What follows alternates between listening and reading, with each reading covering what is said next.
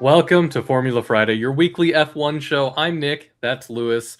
Today we're going to compare some drivers. There's some silly season rumors starting already, and I might be a hypocrite, but before we dive into all of that, Lewis, how's your week been? Oh, week's been fine, decent. I mean, long weekend, which was nice. Actually, I didn't really do anything for July 4th. I slept most of the weekend, which was really Fair. nice for me. Didn't do any fireworks, but kids went with the wife and everything. She actually gave me the weekend off, so it was really awesome. I had a weekend off from work and a weekend off from my full-time job being a dad, which is amazing. Props to my wife. I love her. She's amazing. But yeah, nothing much for me. Just printing stuff, electronic stuff. Got some cool lights around my racing rig. So like it has ambient. So when you're driving down the track, like last night I raced Daytona on my old racing league that I haven't raced in years, but they're still going and they do their first race of the year, which is always takes Daytona and in the NASCAR Next Gen, and it's cool going down the back stretch. You get the shade from all the fence, so as I'm driving, my wall is just going so it That's just cool. adds ambiance to it. It's really nice. But yeah, just doing that type of stuff. Tinkering. I got called an artificer from one of my D&D friends, and I'm like, okay, but I make music, and he called me a bartificer. So It's not wrong. yeah, I think that's accurately describes me, and I'm I- not upset by it. So I play a gnome bard, and that sounds exactly like something a gnome bard would do. Yeah. So I'm just, and like he said that, and I was like, I can't be mad at that. Like I'm that's 100% accurate. I mean, obviously, like I gotta. These are just microcontrollers. I just have Mhm. micro next to my sim rig, next to a synthesizer over here. Yeah. So he's not wrong. So yeah, that's been my week. How about you? Friday, didn't have to work. We went to beach with a few friends just in this town not too far away from here. They have a lake with a beach. I thought I did a good job applying sunscreen, but I did not. I Ooh. got very burnt. Um, we also didn't do any fireworks. Our poodle isn't a huge fan of the loud noises, and we live in a suburb, and I have a whole lot of thoughts and feelings about fireworks being allowed within the city. But we were just making sure that our poodle was fine and comfortable and not freaking out. Uh, Big chillin' all weekend. I found a in-person chess opportunities. Ooh. So Yeah. there's this thing on Saturday that I'd like to go to, but my dad might be coming into town. So if he Okay. comes into town on Saturday, I won't do the chess thing. But there's like in my community, there's people that meet up and play chess in person on Sundays at a library. So I'm gonna try to jump into that, and I hope that they accept a 29-year-old who kind of sucks. I mean, you don't suck that bad. I mean, you beat our friends, so and Yeah, I'm not great. I had a really bad chess day today. It's I don't really want to talk about it, but I'm I'm on the cusp of breaking 600 elo on the rapid format that I play, the 15 plus okay, 10. yeah. I've been twice this week. I've been in the 590s, and I just keep losing. And it's Ooh. really dumb, stupid mistakes too. Like I hung my queen today twice. Hmm. Two different games I hung my queen.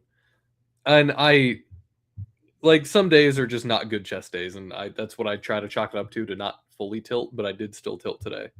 And today was just not a good chess day. I wasn't seeing anything. I got tunnel vision, and all I can do is improve. But you know, a lot of people say that Formula One is a lot like a chess match. Ooh, good transition. Very Eh, proud of you. okay, so Silverstone. I have a few takes on Silverstone. First of all, Yes. Charles won finally. It's the Uh, first time Charles has won a race since 2024. George got second, Lewis got third, but not for, racing reasons. We can dive into that in a bit. Lando fourth, Isaac fifth, Liam sixth, Arvid seven, Gabby eight, Franco ninth, Pierre 10th. I'm sure you're happy about the double Alpine points. double Alpine and double V carb. Oscar worked his way up to 11th, which is impressive because at the beginning of the race, he had some front wing damage. and Yes. he basically got knocked down to the end. So him working his way back up to 11th is honestly pretty impressive. And you would notice I didn't mention Kimi Antonelli's name anywhere in the top 10. That means despite leading most of the race, um, his car failed on him toward the end, and he thought he could do it. He went in for tires. They thought it was a puncture issue that George had previously in the race. It turned out to be a deeper wheel issue. There was something in the internals of the wheel that was kind of rubbing up against it. It was rough. Yeah, It looked like Kimi was going to actually pull out points for a little bit, but he just kind of dropped in the last 5 laps or so. Well, last 5 racing laps or so. yeah. And like, I think it was it. I'm sorry. Oh, I think it was Kimmy where they thought it was like, oh, it's just the wheel arch, like the part that goes over it. So they just took it off or whatever. And then Hmm. he's like, yeah, no, this is not it. Like I have a wheel off the ground when I'm churning, Hmm. and that's a really bad no. Oh, I guess I also didn't mention Max Verstappen DNF'd. Yeah, I was going to say another big no, a car not being good was Max's car just decided to not go straight. Yeah, so what it looked like, so this was the last few laps or so. This was around lap 46 out of 52. Max was in second, and he was going around one of the corners. I'm terrible about the Silverstone corner names. It wasn't Maggots or Beckett's, and it wasn't the Hamilton Straight. Was it Cops actually? I don't know. Uh, I'm bad with these names. But Max was turning, and it looked like the rear of his car just kind of didn't, and then he mhm. tried to turn to correct it, and that didn't work, and he ended up about, I don't know, 50 feet into the sandpit. Yeah, it was just we were going. They're like, "Oh, there's a Red Bull. Oh, that's Max." And it was very much yeah, that was bad for Max. Which like I'm a Red Bull guy, so yeah, it's weird. It was bad for Max, and he was very understandably unhappy with it. He said, F this car. Yeah. Basically, I'm done. That's more or less what he said. I'm paraphrasing. So I want to get into the what I feel is the biggest thing about this race, Okay. and that's that the race ended on a caution because of the Hmm. Max Verstappen crash. Um, it seemed like, there was a safety car. People went in to the pits. Ferrari went in with Charles. Charles was in the lead, and he could cover. He got new, fresh, soft tires. And for a second, I thought that Ferrari was going to keep Lewis out, just because I don't like his tires weren't fresh, but I felt like Lewis could have made it a few laps on the tires he had, and he was in second place. And I figured that would have he could have covered off George, who was in third. And I'm like, oh, Ferrari, this makes sense. Bring the guy who's probably going to win in, keep Lewis out, maintain second just in case that this race ends in a caution. But then, the more laps they did, it seemed more like, oh, they got Max's car out of the way. They let the lapped cars go, which the rules, they don't have to be back in line. They just have to be released. And race control, everybody was under the impression that we were going to get a 1 lap shootout at the end of this race. It would have been awesome. It would have been Lewis versus Charles versus George. It was going to be awesome. Then they come around for the last lap, and the safety car doesn't come in, and they end up finishing the race at a caution. Because Lewis did end up coming into pit, he finished in third place behind George because George did not come into pit. And at the end of the day, it was a gamble. I'm not going to blame Ferrari because everybody was seemingly under the impression we were going to get one more lap. But, and this is kind of all of this lead up to ask, am I a hypocrite? Because this is how I wanted Abu Dhabi 2021 to end. Yes. Because by the rules, it's how it should have ended. And then, yeah, they did the race by the rules here. And I still just I found myself left unsatisfied. So I'm very confused about what I want, I guess, as an F1 fan when it comes to the end of a race. Because, I mean, I wanted that shootout between the three.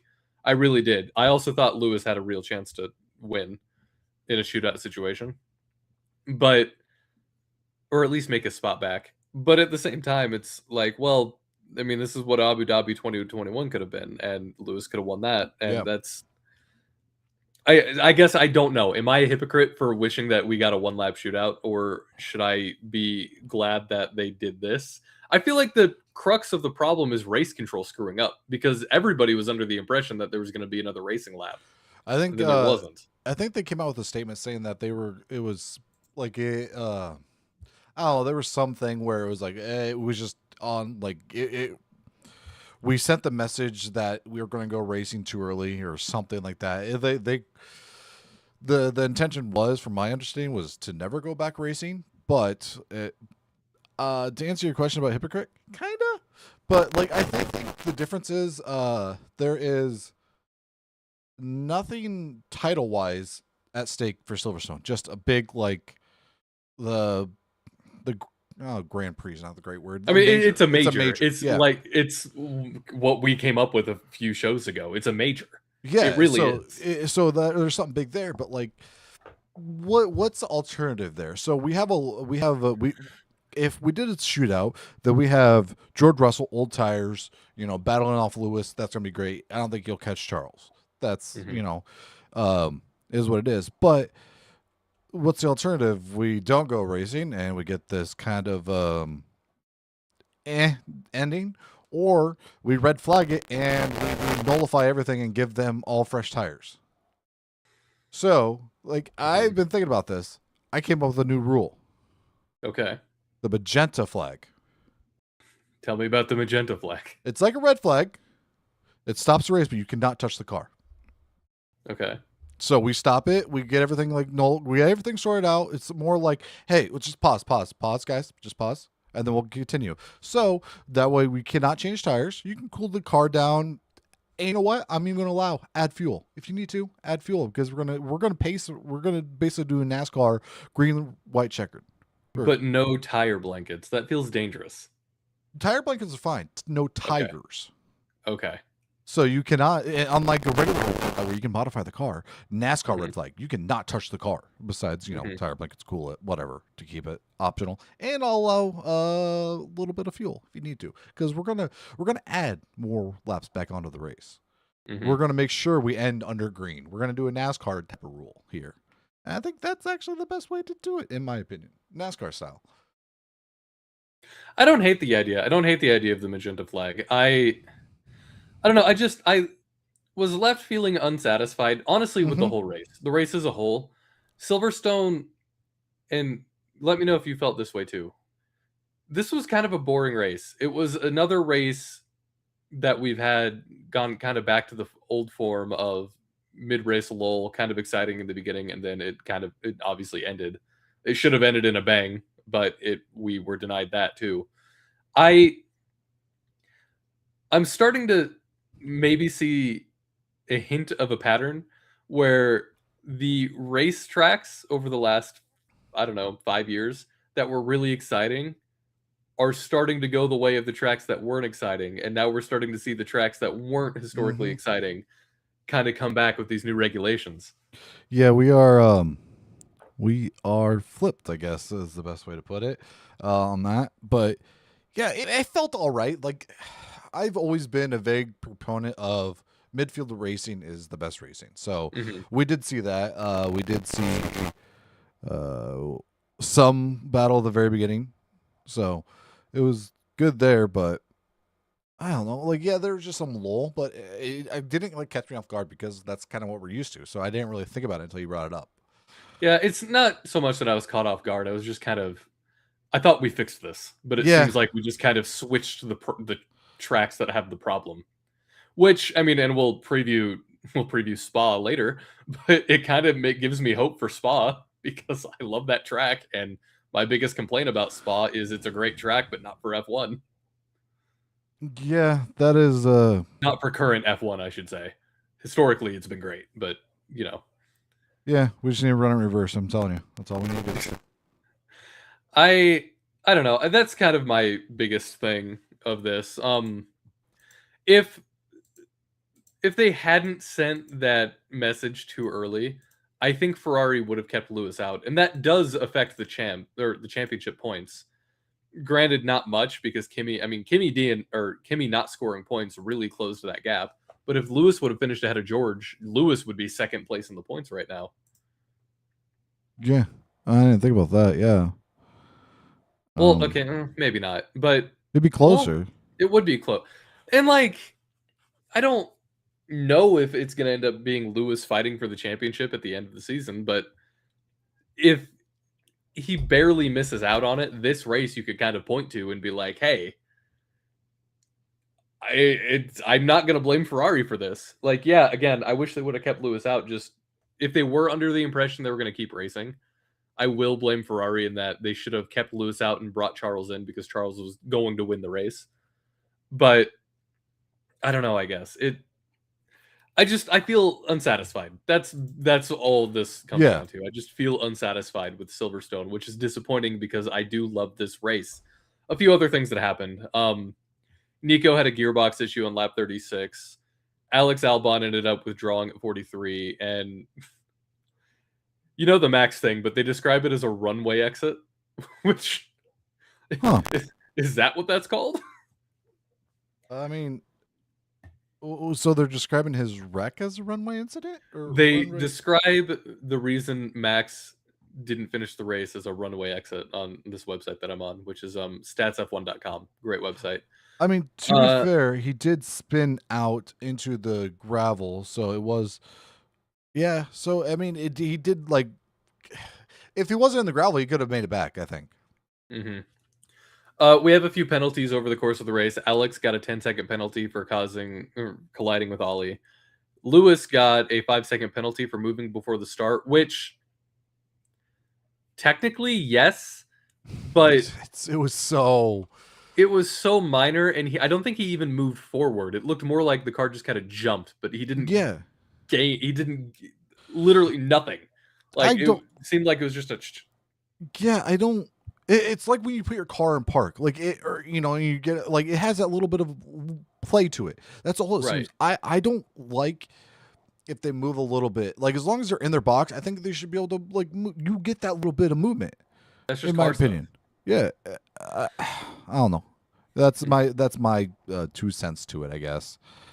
Lance Stroll got a 5-second penalty for track limits, and then we got a few penalties after the race, including Kimi Antonelli for crossing track limits, which he Yeah. lost 6 positions because of that, which is why he finished in 15th. And then Carlos Sainz got a 1 lap penalty for overtaking the safety car, and Huh. that cost him 5 places.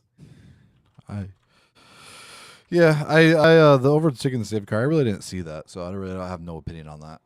hmm I So what annoys me about the Kimi thing is Did Charles get penalized in Miami when he physically could not leave the track limits? I don't remember, I I think guess. they were talking about it. I can't remember. I can look that up actually. Yeah, I know they were talking about it, and then they were really like, "Hey, no, we couldn't turn or whatever." I think he might have gotten like a 5 second, but it was nullified because there was like so much room behind him. Charles did end up getting a 20-second penalty Okay, post race, but he only lost 2 spots from that. yeah, I knew it was maybe something like that, but yeah, Mhm.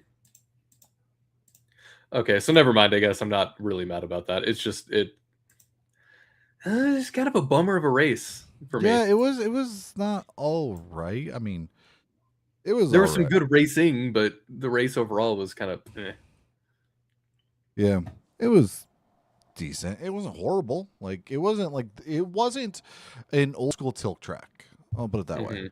So I'm okay with it. I mean, just yeah. All right. You got any other takeaways from Silverstone before we move on to the news segment? VCarb back to back to back double points. That's true.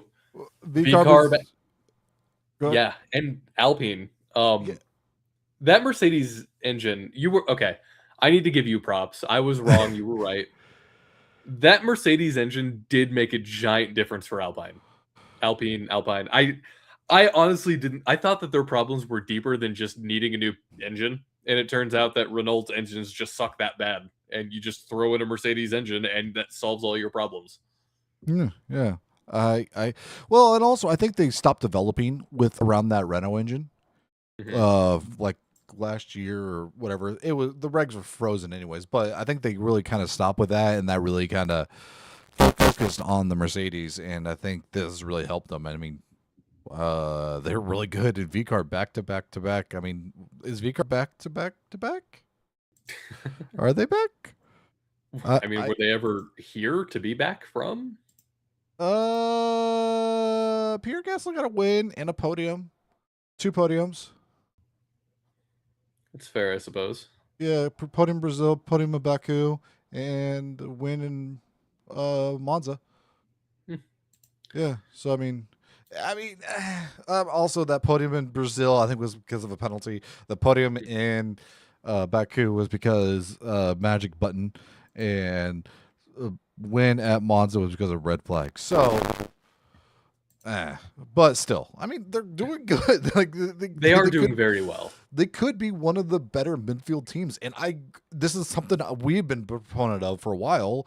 Of like they shouldn't just be like the hand me down team. Like they should Mhm. actually like be a different team, and it's really seeming like that. Besides, the driver swaps, but still, even also Liam Lawson's good now. Is he? Did Yeah, he find his groove? I think the thing with Lawson, and it kind of, I know I've brought this up before. I think a lot of Lawson's improvement has come from just being in a better headspace because he's not living under the shadow of Helmut Marko and um, other terrible person.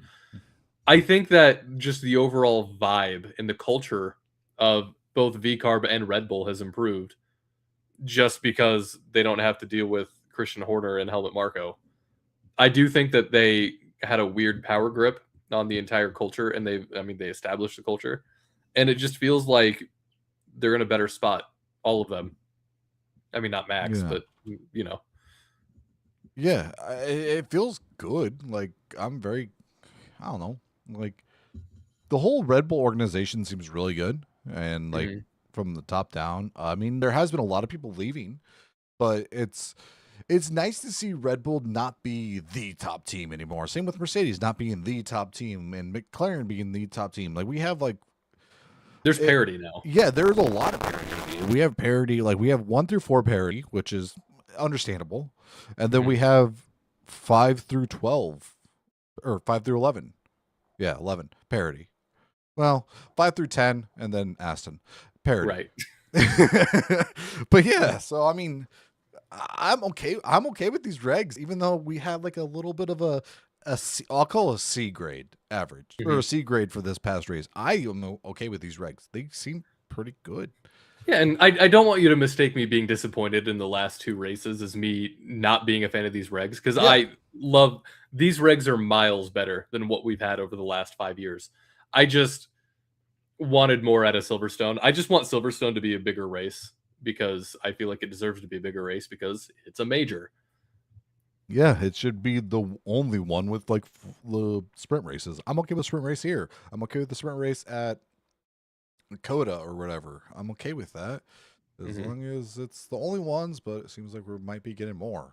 It does seem like we're adding more sprint races to the calendar. We can talk more about that. We've had this topic planned, um, where we're just gonna spend a whole show and talk about sprint races and how we feel about sprint races, and it's gonna be a whole discussion. And as the seasons go on, it just adds more ammo to our fire, more fuel to our gun. You know, it's Yeah. just, ugh.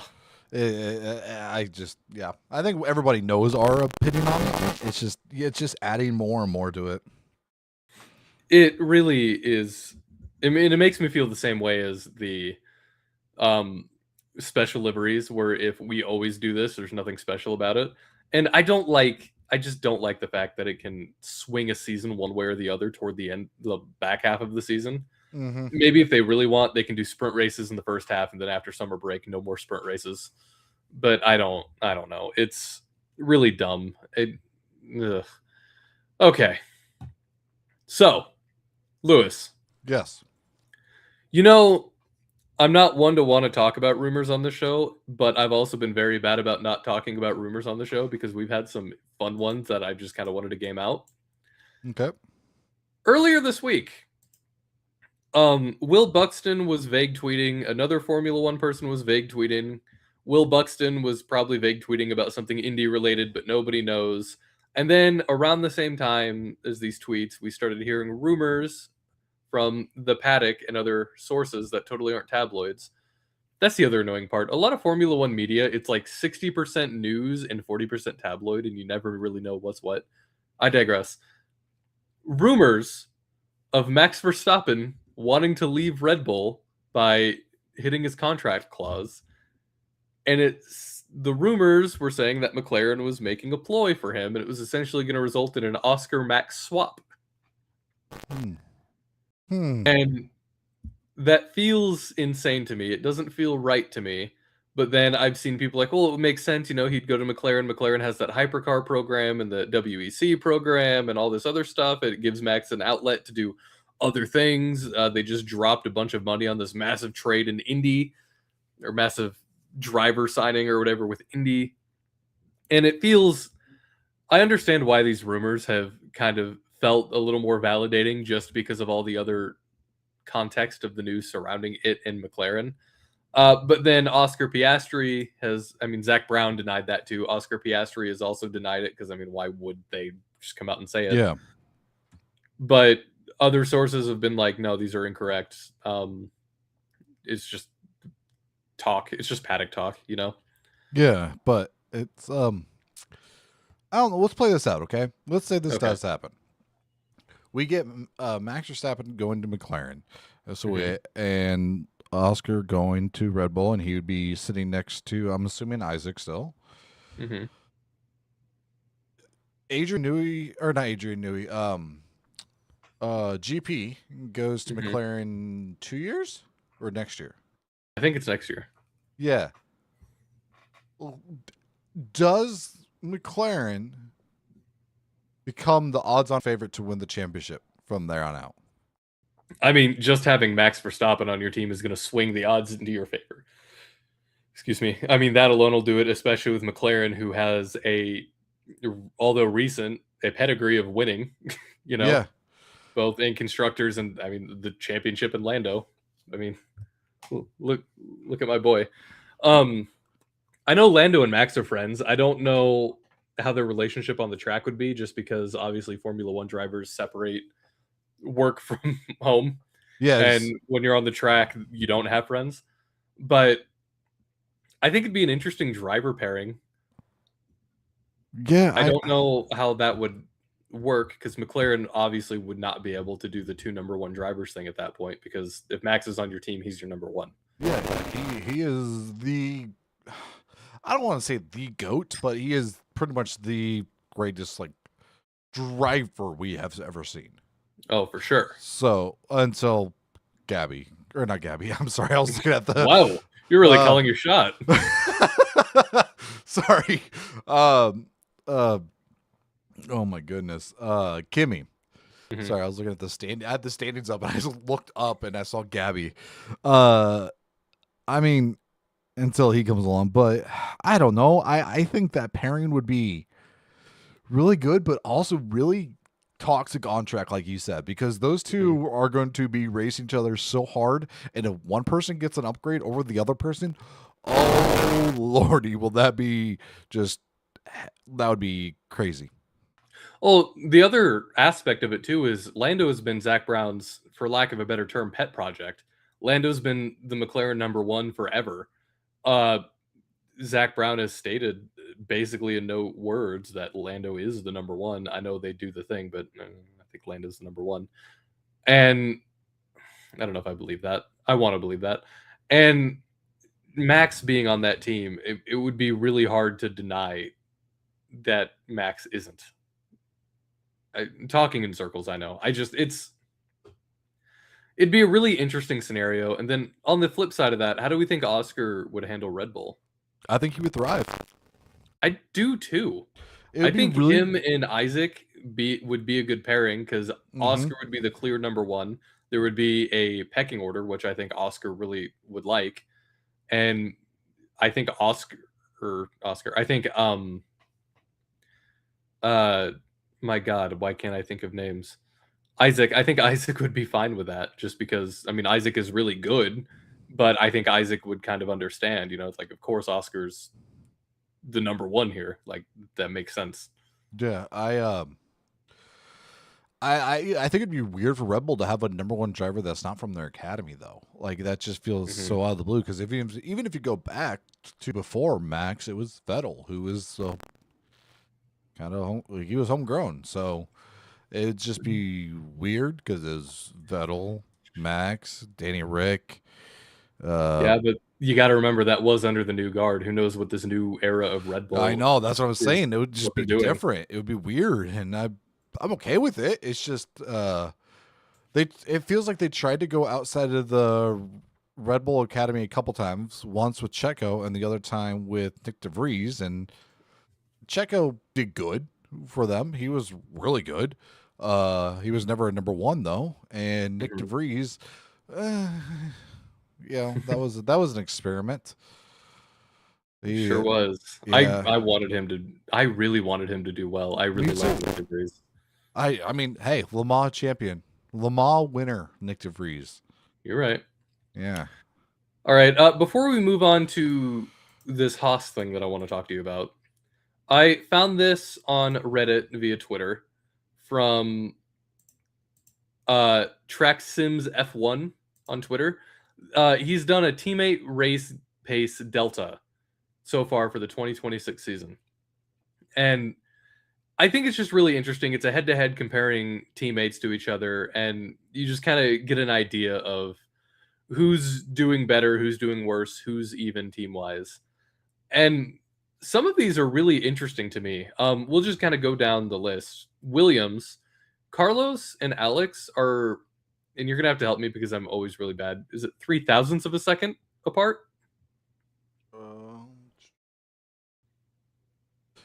There'll be tenths, hundreds.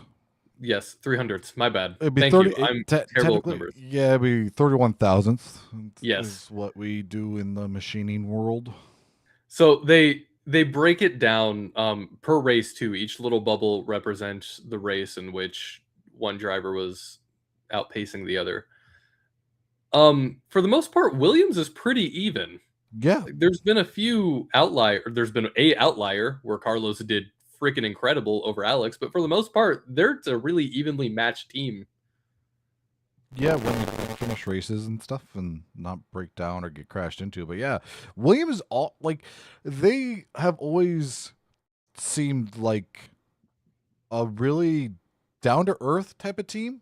If that makes Hmm. sense, like they don't really just pick and choose. They don't have a flashy number one driver. Like they just go out there and race, and I think that's kind of the old Frank Williams mantra: is just go out there, win, and try to win. I guess.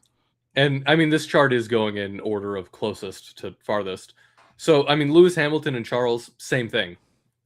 They are one, two, three, four, five. Lewis, and that's just because there's only been 9 races. Yeah, but Like Lewis and Charles, pretty close. Lewis has had a couple more sweet spots than Charles has, but also Charles is, wrecked. yeah, I mean that's the audio listeners. That's 35 thousandths of a second, so point Yes, zero thank you. three five is Hamilton favored on that. Then And moving down to V carb, Liam Lawson is outpacing Arvid Lindblad by a lot. It's you do the number rating for me, please. You're better at this. 115 thousandths of a second, so 0.115. It's a bit of a bigger gap. There's only been one race where Arvid has actually outpaced Liam, which goes to that just adds credence to what we were talking about earlier, where Liam is he's found a groove for sure, Yeah, and it's showing. he seems happier. Also, some weird side note: if you want some fun F1 content, follow VCarb. Their admin is amazing. He trolls Liam every chance you get. It is That's incredible. like one of the most recent videos I've seen is asking our drivers questions, but no matter what they answer, it's the right answer. So it's like, hey, how far is Silverstone to the Austrian Grand Prix? And he's like, I don't know, 1,200. He's like, yeah, you're right. Oh my goodness. And it was just gassing him up, and it was amazing. The next pairing, Audi between Hulkenberg and Bortoletto. This one does surprise me, Yeah. sort of. Um, Last season, Gabby looked. I think Gabby was outpacing Nico last season, and this season, Nico is just mostly like they're kind of close, but there's been a race or two where Nico's just had the edge. Yeah, and right now he's ahead of him by 0.128 I figured that'd be the easier way, but Mhm. seconds, which in Formula One, that is insane gap. It is. But And yeah, Hulkenberg is. I don't know. He's having a weird resurgence. Ever since his podium, he just seems like he's not. It, how do I put this? You know when you try for something so hard that you just can't get it, and it just mhm. seems like he is doing it. Like he already got it, so now he's just out there doing it, and he's doing better. I mean, yeah, I mean, Lando's talked about that too. You know, he got the championship monkey off his back. He proved that he could do it, and now he's just out there. And I mean, confidence goes a long way, especially in a sport like this. If you Yes, feel confident, you feel good, you're going to go out there and you're going to race really well.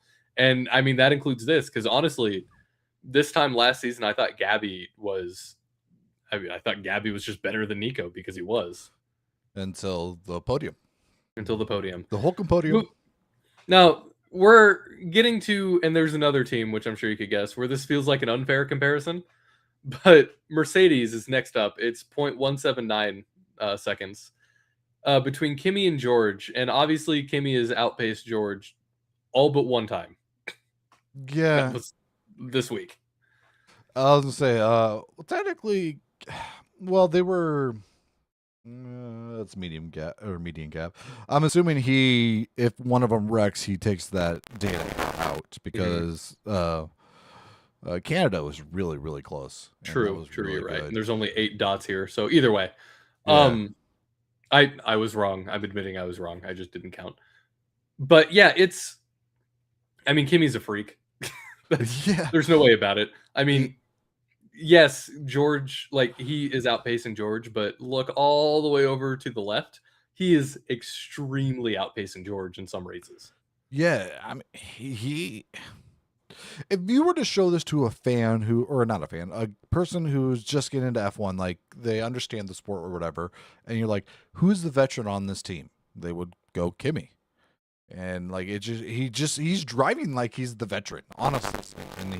he's I don't know. I think it's really I think Russell's confidence is kind of going because Mr. Consistency isn't as consistent anymore. I wonder if George isn't starting to feel a little Wally pipped with Kimmy. And I mean that's not a really good comparison because George isn't being replaced by somebody because he's hurt. But I mean George kind of was the Mercedes number one, and then Kimmy finally was ready to leave the factory. And George has kind of gotten passed by. But Yeah. like this was supposed to be George's season. Yeah. This was supposed to be his season, and I think he felt that. I felt that. Everybody felt that, and same thing I said about Nico. Confidence is a big thing in this sport, and I feel like George is starting to slip a little bit. Yeah, and it's I don't know. I think he might be feeling some of that Oscar pressure from like what Oscar felt last year, where Hmm. we saw him start to crack underneath the pressure, like here and there in some races where he'd make some mistakes. Granted, I don't think George has really made mistakes this year, but it's No, just not really. It's it just his car's not been good. perfect. Yeah, Yeah. as long if it could finish races, it would be great. But it Hmm. is there's sometimes it can't even finish races, but it just seems like his demeanor outside the racetrack is different. I think there's another layer to this too, where like last year when Oscar and Lando were fighting, like you could tell that the pressure was getting to both of them. Kimmy feels really comfortable. Yeah. Kimmy is just so cool and collected about all of this, and I don't know what that is. Like it's like he knows he's good. He knows he'll be okay. Even even when his car was all janked up and he was bleeding positions toward the end of the race, they wanted him to come in, and he's like, "Nah, guys, hold on. I want to try. I want to Yeah. try." And he didn't seem frustrated or angry. Like he may be frustrated, but he didn't seem angry or pissed off. He just felt like he wanted to lock in and see what he could do. Yeah, and That's crazy. I didn't see any of the in car, but Kimmy's Italian, right? Yes. I did not see any of this, like the hand gestures, the whole Italian hands. I didn't see any of Uh-huh. that. That's how you know you'd be angry. I haven't seen that yet. It's true. It I don't know. I'm really impressed with Kimmy. I am in love with him. I think he's great. He is really good. I want to skip this next one and save it for later. Let's move ahead to Aston Martin. Lewis, this one might break your heart. It does. Lance Stroll and Fernando Alonso. Now it looks like Fernando's a little more a little better, but it feels like Lance is a little more consistent than Fernando has been. Yeah, he is over a quarter of a second more better pace delta. And uh I don't know how Stroll's doing. Did you see Stroll's in car from the sprint race this weekend? No. Um, oh, I got my handy dandy Formula One style wheel right here. You know, we normally turn like they only turn like this, barely. Hmm. They a little bit. Audio listeners, I'm going to maybe like I don't know 2 and 10 on a clock. There was times in the corner, like through Cops and Maggots and Beckett's, he would go like this and then go like this. Oh. Yeah, he was having to like go full 90 degrees on the wheel, which is really, I don't know, like the car is just that bad, but it's kind of hard to I don't understand. It didn't seem like the car was twitchy. He was just needed to get that much rotation in the front that he had to turn the wheel 90 degrees. Hmm. I don't understand that car. I really don't. It just seems cursed. And I can see why Fernando's all the way back there. I don't know. And I don't know what the future holds for him, if how many more years he has, but yeah.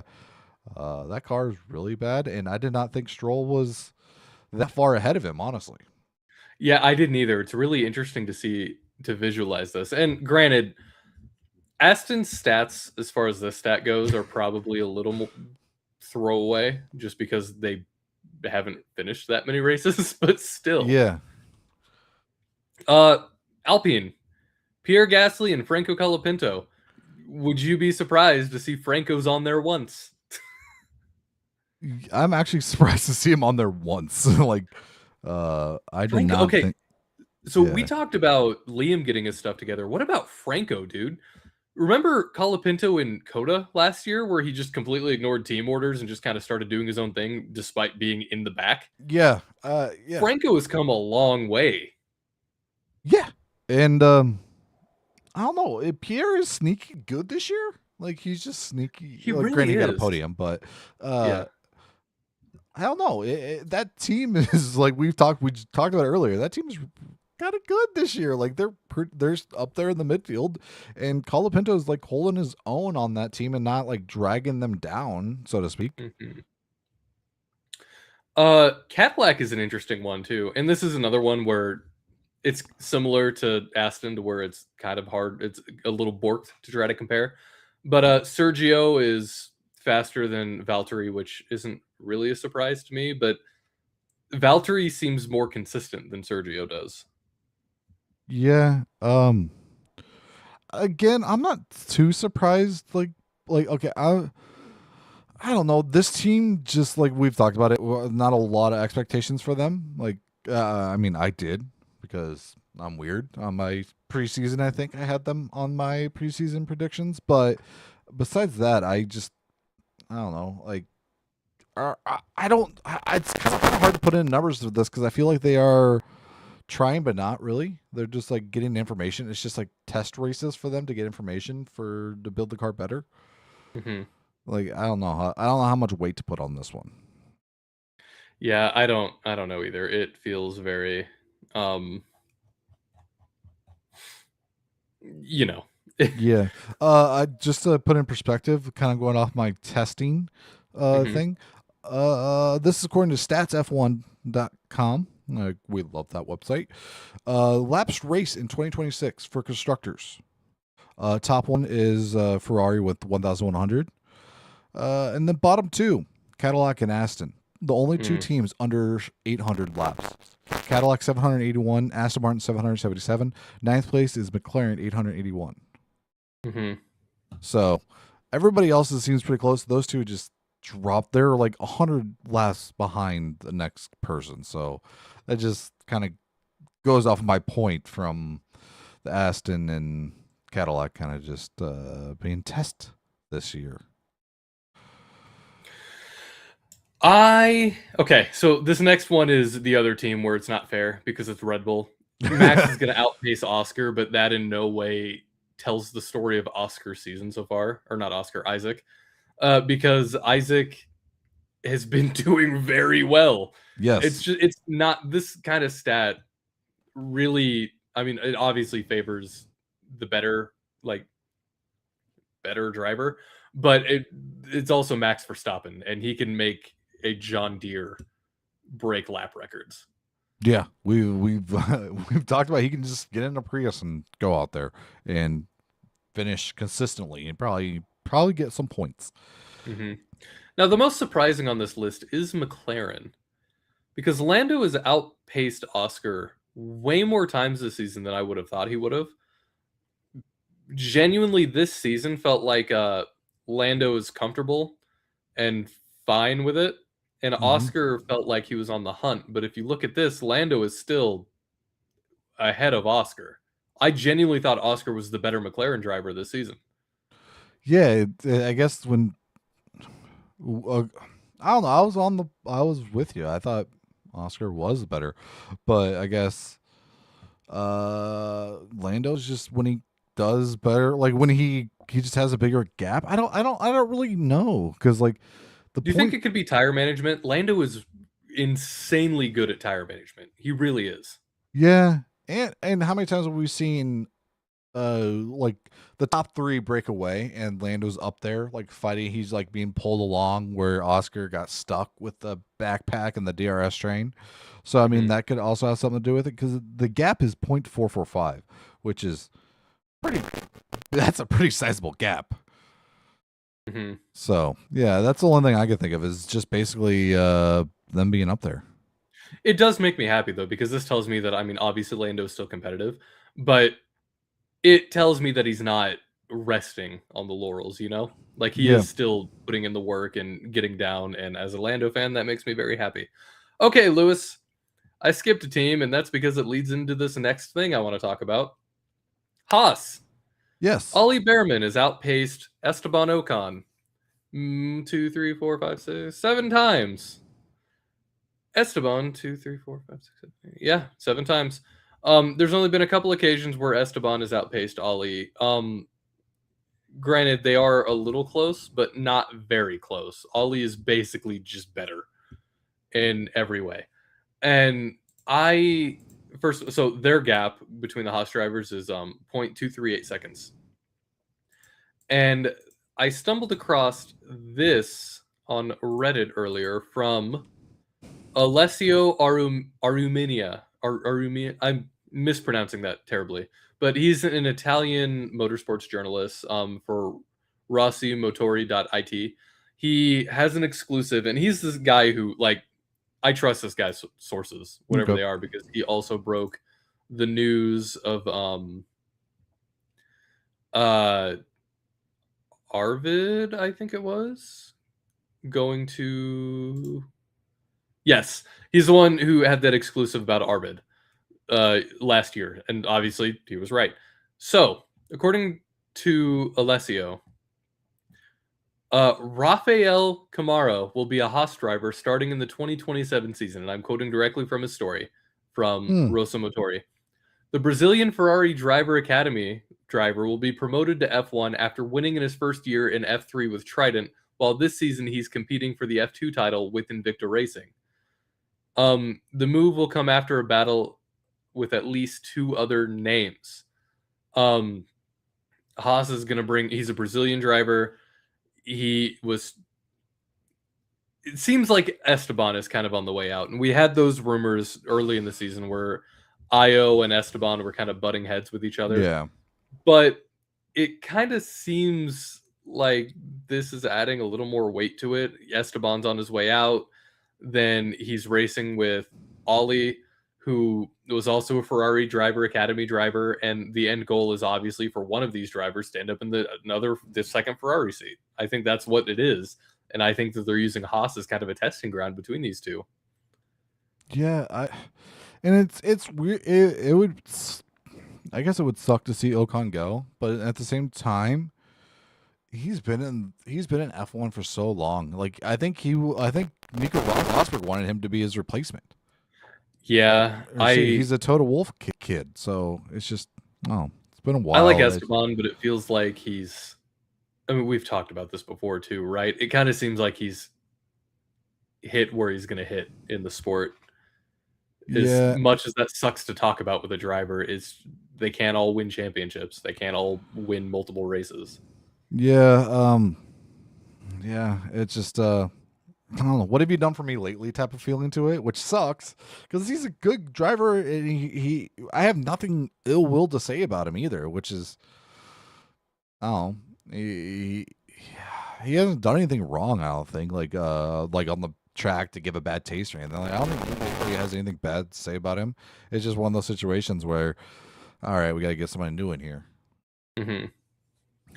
Another fun fact that Alessio brings up in the story that he wrote is uh, these guys are only 3 days apart in Huh. age. Yeah, Ollie was born 3 days before 3 days before Raphael was, I believe.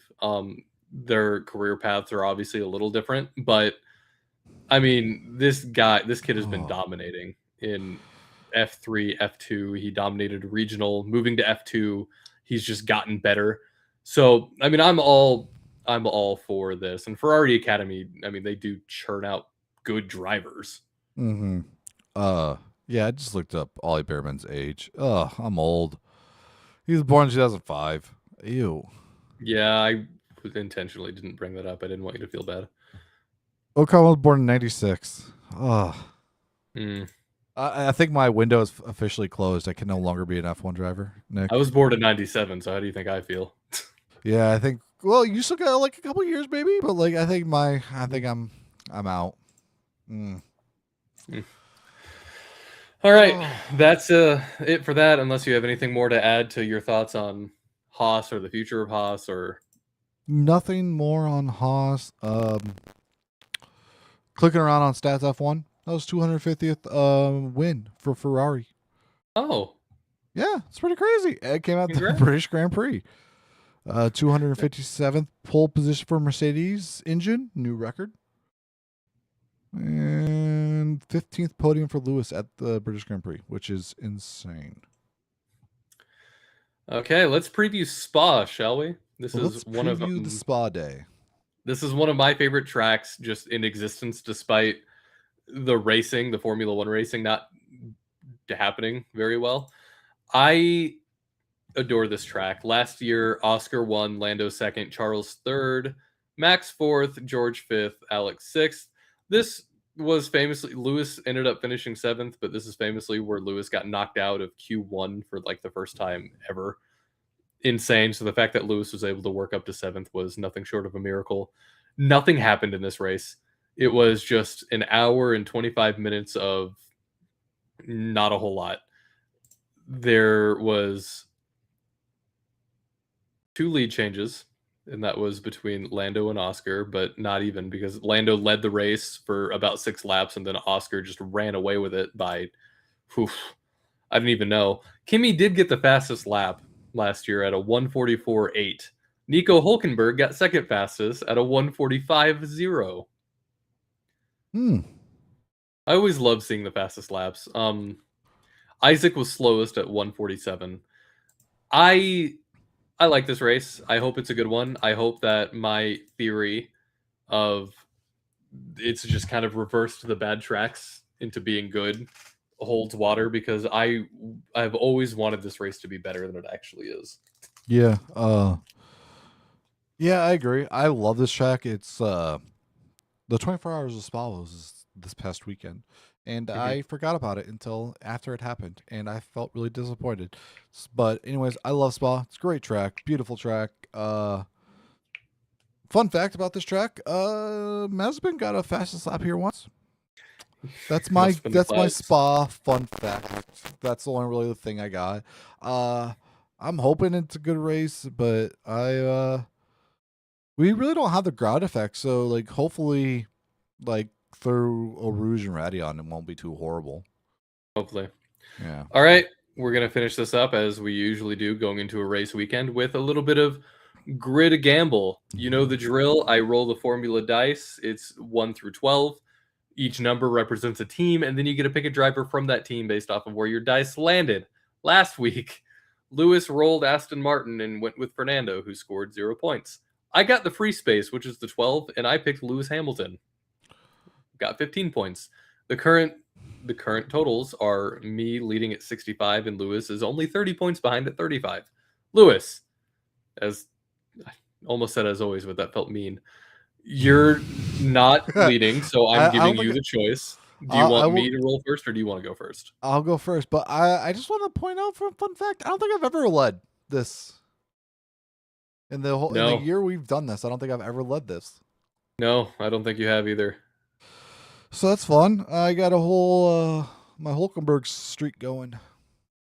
All right, rolling for you. You get a free choice. Ooh. Kimi Antonelli. Fair, actually. Yeah, I really, really, really like him. I think he's gonna be hopefully do great here. The Ferrari might be really scary though. All right, my turn. 5, Williams. All right, Carlos, I guess. Oh, over Albon. Yeah. Nice. I just like Carlos. This is more of a vibe pick for me.